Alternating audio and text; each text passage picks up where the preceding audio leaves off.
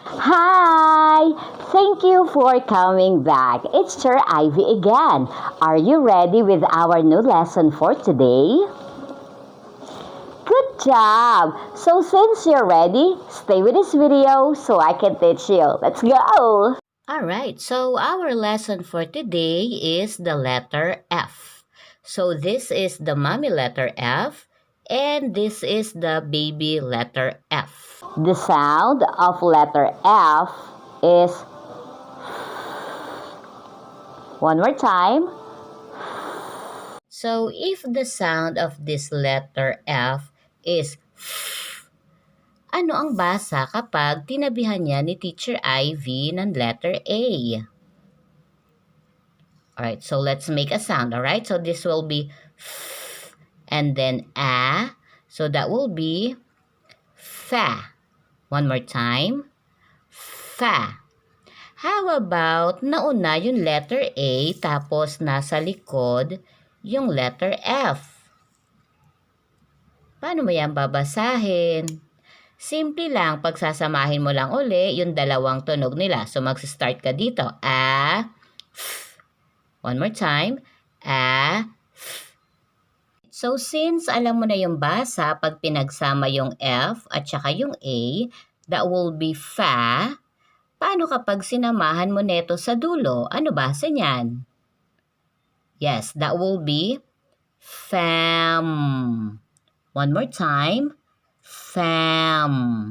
How about, yan naman ang nasa dulo. Ano nga uli ang sound neto? Perfect. So that will be fan. One more time. Fan. How about, eto naman yung nasa dulo. Ano sound neto? Yes, that will be r. So that will be far. One more time. Far. Okay. How about this word? So, ito ang tunog nito. T. So, pagsamahin lang natin lahat ng tunog. So, that will be fat. One more time. Fat. Alright. How about this word? So, pagsasamahin mo lang lahat ng tunog. So, that will be fast. One more time. Fast. Very good. How about this word? So that will be farm. Good job. Isa pa nga. Farm. O, di ba? Marunong ka na bumasa. O, isa pa. Ulitin natin. Basahin uli natin to. Yes, that will be fam. This one. Fan. Good job. This one. Far. Perfect. How about this one?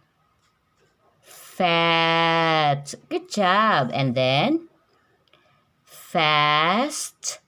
And then farm. Very good.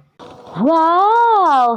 You already know how to read. Let's clap our hands. So, until next video, okay? Bye for now. Right, so our lesson for today is the letter J. So this is the mommy letter J and this is the baby letter J. The sound of letter J is J, J. One more time. J, J. So kung ang sound neto ay J, J, ano ang basa kapag tinabihan niya ni Teacher Ivy ng letter A? So what is the sound of this again? A. So this will be J and then A. You combine the two sound, that will be Ja. One more time. Ja. So J, J, A, Ja. Okay? So since you already know the sound pag pinagsama tong dalawa, ano naman ang magiging basa kapag meron nito sa dulo?